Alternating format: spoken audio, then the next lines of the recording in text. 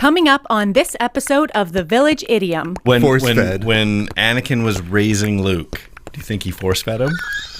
There it is. There it is. Village Idiom. Hello and welcome to the Village Idiom. We are a podcast that takes a popular saying and takes a shallow but hopefully comedic dive into its usage and origins, etc. But we'll also use it to hang our otherwise pointless conversation on. My name is Jurassic Mark. And I am the skipper. Welcome to Gilligan's Island. Gilligan called, wondered where his hat is today. Skipper Albert. I'd Skipper Albert. Come on, if you can't pull off a bucket hat. You're working it. Or maybe I should pull it off. It's a good one. It's camo. I can half see you. If you're on Gilligan's Island, you'd be lost altogether. There you go. That's what I was going for. Thanks. I'm glad you saved up the mocking. I've been hanging out with you for like 45 minutes here, and not a word about my hat. I've been thinking about your hat the whole time. The first time I saw you, I'm like, not even a nice hat. Look at that hat. Nothing. Then it's like, all right, red means record. Go. Mock my hat. My name is Jurassic Mock. And I am Skinny. Ish. Skinny-ish. Welcome back, man. It's been good. It feels like a fantastic little break we had there. Yeah, but we didn't. No, we didn't have a break. But at it all. felt like it for some reason. Well, it's just luxurious to be us. Back to no guest today. Yeah, we were on a bit of a run there. Well, that was a two-person run. It's the best run we've had. We're gonna have to up our game and plan ahead. That's the whole thing. Planning ahead. Well, isn't it? It definitely is tricky, and we're not that bad at it in normal life. That's true. In just our regular experience. But yeah. Anyway, we do have some names in the hopper that we hope to get in here, and so we actually have had quite a few comments that they've really enjoyed the guests. It's like one of those, hey, you know what? We enjoy you guys, but we're kind of sick of you. Oh, finally, your podcast is worth listening to. It's funny. There's been a bump in subscribers. It's funny. It's true. Well, whatever. We thought we were enough. Do you ever feel like you're just not quite enough? Well, no. My self-esteem is awesome. But if you haven't dropped a subscription, make sure you give us a little comment or a rating on iTunes or whatever podcast choice you have, and sub on. There seems to be a clear line. You're either a YouTube watcher or you're a podcast listener. Even though we do both, there's no. Well, in podcast land, I listen to podcasts like when I exercise, right? So I don't listen to a podcast or drive. Driving is great. These types of things where you're just like prolonged something mindless going on while you're doing other things. I do have to concentrate a little more because I like the visuals that go along with YouTube. Between the two, maybe if 50-50. Maybe if we were doing more, like clown costumes. I just mean I don't know. Right now they're just looking at two guys with headphones talking. Sure. Is that enough? Well, I guess that's what every news center type show is. It seems to work for. I guess for those enough talk shows out there. Well, today is going to be a lot of fun. I'm looking forward to it, and we can start with this little tidbit. They'll be really mad. It'll get Marty transferred for good. You don't bite the hand that feeds you. Mm-hmm. Don't bite the hand that feeds you. Don't bite the hands that feeds you. That's a little clip from Madagascar. But it's okay to bite the other hand. Oh, good point. Yeah, that's funny. So if you're feeding yourself, go ahead and bite your alternate hand. Have you done that where you're eating your dinner and you bit your own finger? I have, and worse, bitten like your own fork, just the wrong angle. You know what I mean? Like that clank, just feel it right down your spine. It's like, how hungry are you that you? I've bit my tongue, my cheek, my finger. I have a problem. That's overeating. Well, when you start eating your own hand, that tastes good. Well, one of the YouTube channels that I enjoy watching is guy Joseph Carter, the Mink Man. and Never heard of it. What is it? He uses his trained mink to hunt rats. Are you kidding me? No, it's a fantastic little channel. But anyways, one of the things he's teaching now outside of his mink is a monitor lizard. So let's go back. So he has a pet mink? Oh, he has like dozens of mink. So he takes them from fur farms. It's not minks? Minky. Mink. Minky. Minky. He gets them from fur farms, and then they breed and whatnot. And he teaches them how to. Well, not Wait. They He takes kill them rats from fur farms to rescue them? to rescue them. Okay. He's got a mink rescue, his own little mink rescue. That he pays full price. I doubt that much. However it works, he gets his mink from a I'm little so mink curious farm. about all of this. And so he gets the mink and he trains the American mink. So they're fantastic little hunters. And so they'll kill, like if it's in the ground, they'll kill it. They're just little savages. So are they pets though? Like, is he cuddling up with the mink? Yes, to some degree. So he uses the mink to basically get into the places to feist out the rats. And then when rats try and go out the other holes, he's got like trained dogs that pick him up on the other side. You can watch him kill like 100 rats. You like go to like some like farm or whatever where it's a rat infestation and just clean it out. These mink are savages. Be like, so-and-so's got another one, and he's got them trained to come out with the mink or with the rat, so they don't just kill them and leave them in the hole, but they bring them out. Huh. Yeah, it's really quite interesting. So anyways, with this, I was saying that to bite the hand that feeds you. So he's currently training this monitor lizard, which they can be like get into the Gila monster, Komodo Size. dragon size. Yeah, Okay. They're significant. So he's got one that started off a little, but he won't feed it with his hand because it attacks what feeds it. Like that. Like, by nature. Right. So if he's got like a grubs or like a mouse leg or whatever, he's feeding it. He always feeds it with tongs, and he doesn't show it the tongs until it's feeding time. So the only time these tongs are ever seen, it's associated with eating. So yeah, so he's like, I've trained all sorts of stuff. If you feed stuff with your hand, it will go ravage on your hand. So if you go your hand into like pet it or affirm it in some way or get it out of its pull it out of its environment, it'll like attack you.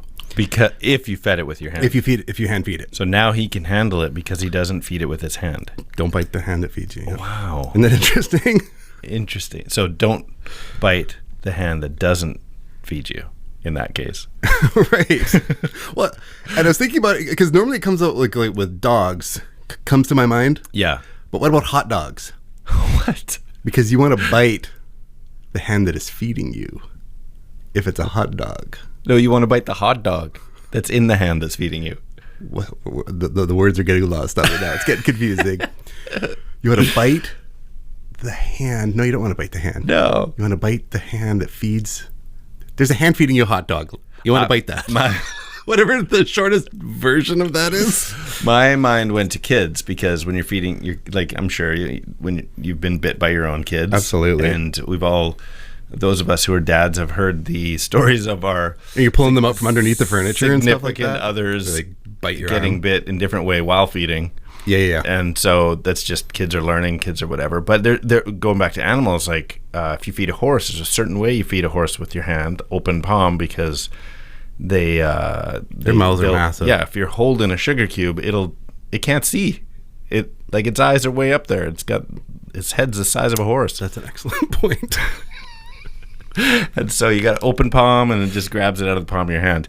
But the definition of the idiom "don't bite the hand that feeds you" is to bite the hand that feeds you is to attack, harm, or show ingratitude, specifically towards or otherwise turn against someone who is helping you. So the person who's providing for you, if you are ungrateful and attack mode, whether it's by words or worse, Okay, so that's the definition of this idiom. Just thinking of this or right the now. usage. Okay. Yeah. Okay. So follow me along.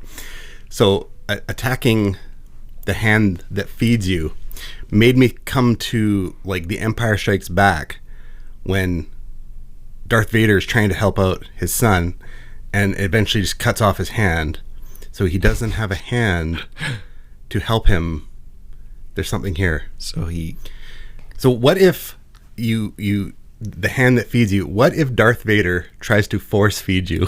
Wow. What? I know. Force feeds. Force feeding you. That's brilliant. Thank you.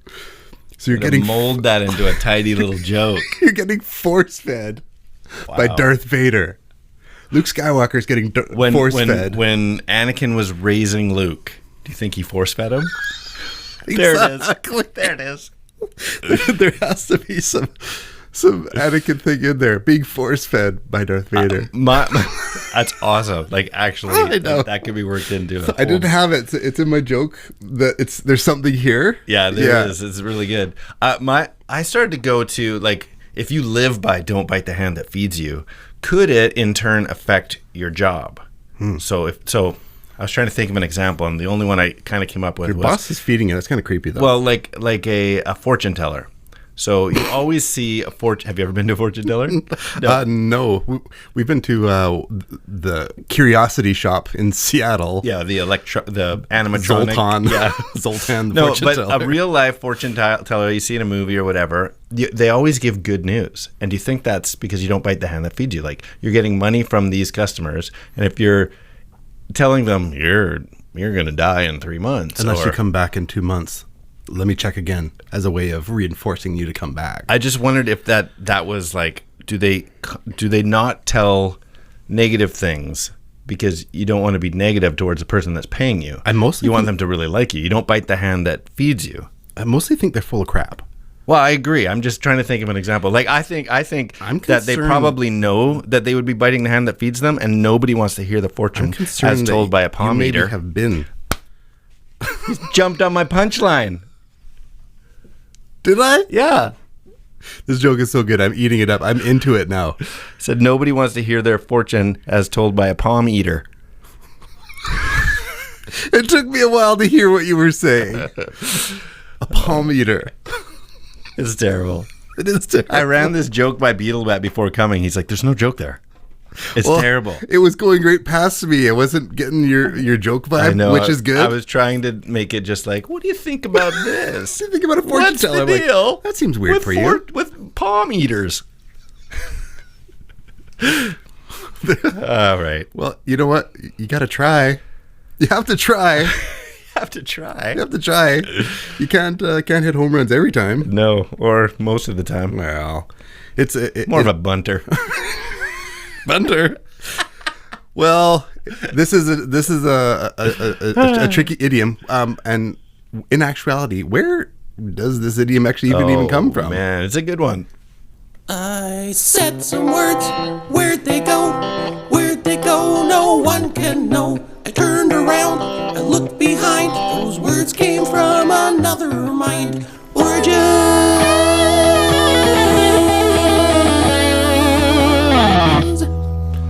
All right. Well, Palm eater. I know. The history of this fun little idiom can go all the way back to 600 BC, kinda. Okay. So this seems like a bit of a stretch, but if you start to kind of look this up, supposedly the Greek poet Sappho is credited with being the first to say, never bite the hand that feeds you. And it's corroborated by a ton of sources. They all reference it. And I'm like, not good enough. This happened last week. I'm like, not good enough. Like, what did the poet say? Like, give me the quote, even if it's in Greek. If everyone's agreeing, what did he say? But no reference to what the quote is from or what poem it's from or anything. So I'm searching. Finally, I found a few sources that kind of disagreed. They're like, yeah, everyone's saying that, but there's no actual quote from any poem or whatever. In fact, much of her poetry is erotic and amorous. I'm like, oh, okay, interesting. I found a few. Then I'm like, yeah, can't read that. Can't read that. Yeah, that's not good. Can't read that. So very family friendly. Maybe 600 BC. Right. Maybe not. Seems a lot of people think it's good old Sappho, but I couldn't find anything. Some of these things, the history on them is pretty outlandish. Yeah, or non-existent, and you're just like, is it just that common of a concept? Right. It was cross-culture. It was just gonna come eventually. Right. Like, no matter what. The idiom is illustrated. This is an older one. I don't have the year. I forgot to write down the year on this, but the idiom is illustrated in one of Aesop's fables, The Gardener and His Dog. Here's the quote. A gardener's dog, frisking about the brink of a well in the garden, happened to fall in. The gardener very readily ran to his assistance, but as he was trying to help him out, the cur bit him by the hand. The man, annoyed at what he considered such ungrateful behavior towards one whose only aim was to save his life, came away, left the dog to drown. So, is he back to dogs? Oh, dog bit the hand that was trying to help him. The hot dog feeds the hand that bites it. The hot dog feeds the hand that... What? The hot dog feeds the hand that bites it. I don't get it. It's a hot dog. Yeah. It feeds. I don't know. There's still something here. Feeds the face connected to the hand that's holding it. Yeah. Is that's catchy? The hot dog. Next week on the Village Idiom, the hot dog feeds the face connected to the hand that holds it. Come and as we dig into the origins and the Doesn't history. have to be good. I don't claim that they're all good. You just gotta try. Hey, have you ever heard of Gara Rufa? Nope. Gara Rufa is I'm sure you've seen it on a show or maybe you just don't know the name, but they're tiny little fish that are now done to like eat the dead skin off your feet and whatnot. Done that. Is that what they're called? Yeah, Gara Rufa is the name of the fish. And I remember being at SeaWorld several years ago, and they had a little tide pool that you could put your hands in, and that was one of the tide pools. And so we're just leaned over, and the thing just nibbling at but you also could feed the fish. So I'm like, they're literally, in a positive way, biting the hands that feed them. That's funny. Yeah. There you go. There's something in here. There's a come around. Gara, I don't know if that's how you pronounce it. That's how it's spelled. Gara Rufa. I did it on a vacation with my son, and you get into the little chair. They make sure you're like they sanitize your legs. So I guess that's to not bring some weird fungi into the pool where the next guy has to come in. Yeah, SeaWorld was just our hands, and you could just see a film of sunblock on the surface of the pool. Bunch of dead fish. But it's crazy. They get right in between your toes and the whole deal. And then little skateboardists they actually jumped right out, like right onto the floor to their death. What? I know. I didn't know that they did this, but there was some that were nibbling, some that were like, now's my chance. I'm going to kill myself. No way. Yeah. Flew right out. Interesting. It's like, I'd rather die than eat your feet. Yeah. Which is just a good life phrase. Yeah. That's how I'd feel. That was my new job. Nibbling on in between your toes. I'm out. I will drown before I do this. It might be amazing. Be jumping How much do I get for that? Okay, this one is for sure, however. It was used by the 18th century political writer Edmund Burke. Mm-hmm. And he said, having looked to government for bread on the very first scarcity, they will turn and bite the hand that fed them. So that one is a for sure. That's mid-1700s political writer Edmund Burke. So there you go. Those were the three kind of repetitive sources of where this idiom has come from. Complaining about your employer. Yeah. You're like, or like complaining about your wife or something like that. It's like you're biting the hand that feeds you. My daughter had her hand bit by a dog at Christmas time, by my sister's dog. Uh-oh. Same thing. It's like, stupid dog. Well, in these types of things where it's like if it's a friendship or something and something that you really value, why would you bite it? Yeah. Well, there's the accidental bite, like a horse that can't see the end of its own jaw. Mm-hmm. And then there's the... Would you like that? It freaked me out a little bit. Come out of him. Then there's the intentional bite, like, get your hand away from my face. I don't care if you have food. Drop the food. I'll still eat it. Get your hand out of here. Have you bit somebody just because they're in your face and you're just like... I've bit my own kids' fingers when they've tried to feed me. Yeah, exactly. Or even if they just get too close to you, you bite their arm. It's like, Totally. what are you doing? Yeah. Oh, Dad bit me. Well, yeah. I'm a Gurumanga. Have you ever been bit by a dog? Like a doozy? No, cats. Yeah, I've been bit by a cat. Bit by a cat. But cats are so funny with that in terms of biting the hand that feeds you because they just don't care. And they're a little bit of honey badger. And they're part of their affection is biting you. That's mine too. Like a little love nibble. Yeah, so I think that's funny because they're like, oh, right. And then they lay one on you, and it's like an affection thing where they do that. Here's my affection, cat. I love you so much. What was I just gonna say? Dog, cat. I had piranhas for pets when I was younger. That is much different than a Gurumanga. Every friend dared me to, because you had different types of food for it depending on their size, and so there's plankton that you kind of threw in there, water buffalo, and then there was feeder goldfish, and every friend that I ever showed my piranhas to was like, do you ever try and feed them with your fingers? And I was never brave enough to try. No. They could have probably taken a little chunk because they would swallow. When you saw them bite into the feeder fish, there was a distinct bite mark out of that fish. I bet you they could take a little hunk out of you. Yeah, I think so. Enough to be like, what was that? Now, if I had a tank of piranhas right here and we were doing that, I would try. But at 12 years old, I was too chicken to try. I'm too chicken now, I think. I think I'd try. They were like the size of, I don't know. What is that? Maybe 3 inches, 2 inches. I would try. We'd try. I don't know. We've connected batteries to tongue piercings and ice block down grassy hills. The idea of purposely have your hand bit by a piranha just sounds like the worst idea. You jumped off the porch and rode the moose down the block. You've tried it all. You tried Vita Piranha. Come on. All right, maybe. All right, let me play you this one. Sure. There's the hand that feeds you. Yabby-dabby-doo. Okay, I dare you to bite it. Go on. So a little bit of a stretch. This is my new goal, is to see how many of our idioms can come from the movie Action Jackson with Carl Weathers. It's probably going to be limited. But that one is interesting because it's actually, you could probably tell, the Flintstones playing in the room of the movie Action Jackson. So that's Fred Flintstone and Dino and some other actor talking to the TV. But still, idiom was in that clip nonetheless. It's good. I think it's terrifying being potentially savaged. Like bears and these sorts of things. There's things where it's like if something has the capacity to really bite you. Yeah. Yeah. Like I just don't know. Do you remember the movie Flash Gordon? There was a scene where he had to where he puts his hand in this that kind of like a loggy type thing, and there's this creature inside that can bite him, and maybe it bites you and maybe it doesn't bite you. And he has to put it inside and just hope that you're not going to get bit. I don't remember that. That stuff just terrifies me. Me too. Like I have a hard time snorkeling because I'm just thinking sharks. Right, you're going to get a shark bit. Camping, I do it, but my mind is on bears.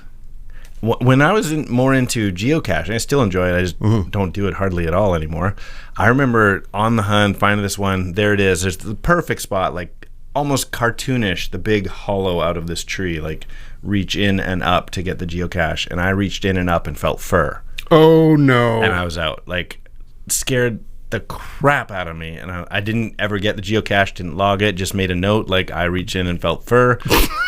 And it was only like a week later where I was like, I wonder if they did that intentionally. If it's covered in fur? Yeah. That's so sadistic. Anyway, I reached in, it was fur, and I didn't hear any noise, but I took off. Like, I don't know what I touched. I have no idea. That's not good. Yeah. We've had definite ones where you're like, oh, it's in an area or by a hole or whatever, and you're reaching in, you're like, I am up to my shoulder. Like, yeah. I should be able to feel it by now. And then you look over and then you see it, like just out and like kind it's of not in the hole. It's like, it's not this hole. It's like, what hole is this then? Yeah. And what could I have found? What? Yeah, is there like just some big snake in the bottom? Totally. Or yeah. There was, I remember being help me, Joseph Carter, out in the desert a little bit, and one geocache I was going to, thankfully, see, this is the fear factor, because people found ways of getting it anyway, but every comment was, look to the left, there's basically a rattlesnake that lives by this cache. And everyone's like, if you put a stick over here, he'll be attracted. They're all talking about how to get to it anyway. And part of me was like, is this folklore? Are they just all playing along because it's actually a rubber snake? Or and they're all making their comments, but I'm like, I don't care. I'm not going. Didn't go anywhere near it. There's no way. I've had a rattlesnake experience, and I'm not messing with snakes in the desert. Do tell. Oh, do we have time? It's not a hand that feeds you. It's I'll save it. I promise I'll bring this story up. But rattlesnake, I've been close to being our mutual friend Ted. Yeah, he had his story of reaching his hand in the hole and getting bit by a rattlesnake. Oh, I forgot about that. Where the snake bit him, and then he immediately knew that he was bit. Pulls his arm out, and just that massive fling, and he flings out like 3 feet of rattlesnake. Now, how did he immediately know he was bit? Because he got 2 fangs. 2 fangs. It's actually the 4 fangs. Yeah. He got both sides, really. Yeah, it bit into him, but as he just did that natural recoil, the snake flung off. Anyways, he had to go to the hospital and everything. But it's dangerous. It didn't poison him, and so I didn't know that they have the choice. Oh, interesting. Yeah, to take down prey or so in defending their case, themselves. it's like Bite the hand that feeds you, but don't kill it unless you have to. Yeah, well, you can't eat it. It's not a piranha. Yeah. That would just be terrifying. Snakes do me something fierce. Yeah, snakes, sharks, bears. I've had minor experiences with all of them. It's not good. No, it's terrifying. You definitely can't bite the hand that feeds you.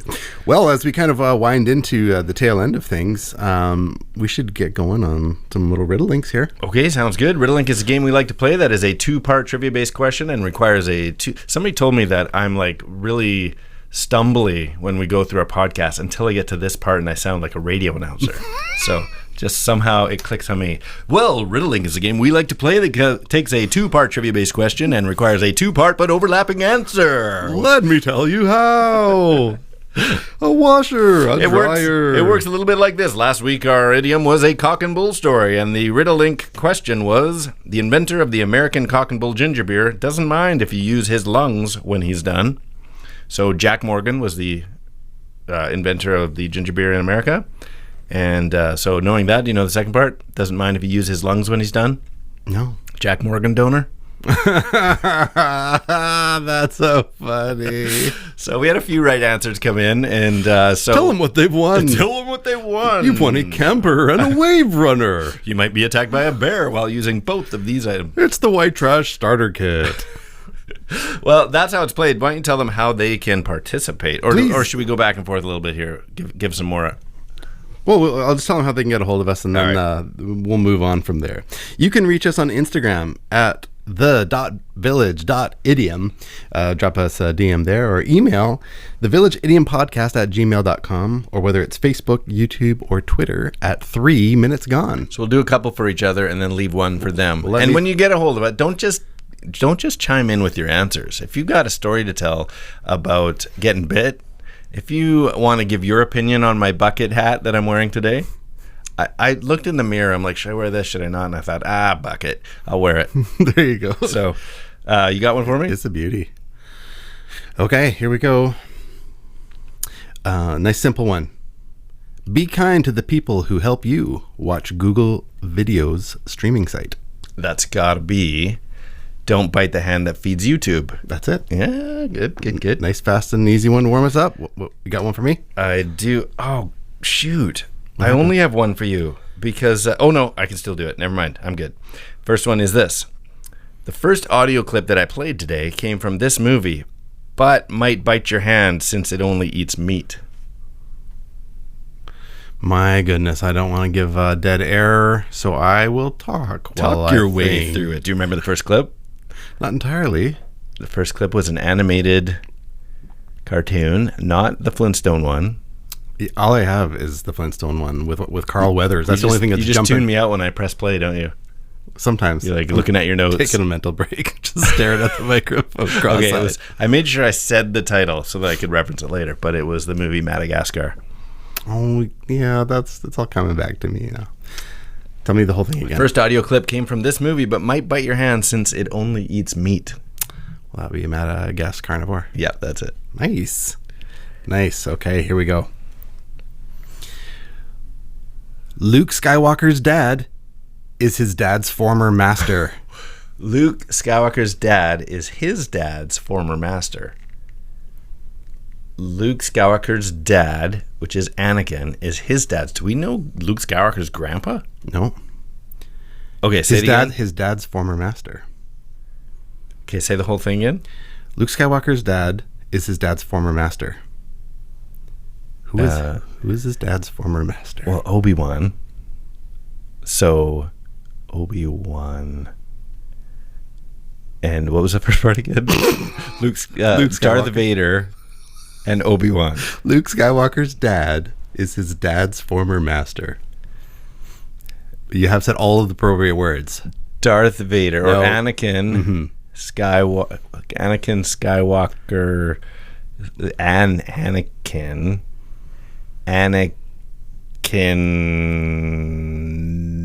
No idea. You were so close. Kindergarten. Anakin. Anakenobi. Oh, just shorten it. Yeah. Dang it. Wait a minute. Why did we talk? Why is that your riddle link? Because we're talking about being force-fed earlier. Oh, right. Like, working so hard to fit "Don't bite the hand that feeds you" into it. No. Okay, well, I got one more. You know how to get a hold of us already. So pay close attention because we want your answers. We want you to give your opinion on my hat. We want you to tell us about a time you've been bit. Send it in an email if it's a good story. We'll read it. We'll give you props for it. That'd be great, actually. Have people's stories. That would be fun. Here it is. Okay. This one's worded a little tricky, so I'm going to read it twice. Preceding That Feeds You is a dystopian novel by Margaret Atwood. Preceding That Feeds You is a dystopian novel by Margaret Atwood. Got it. It's good. Let's see if our illegitimate children pick it up too. Perfect. It's been fun putting today's episode together. We hope is. you've enjoyed it as much as we have. I am Skinny. I am Jurassic Mark. And these are the Village Idioms. Don't bite the hand that's feeding you. Last 3 minutes gone.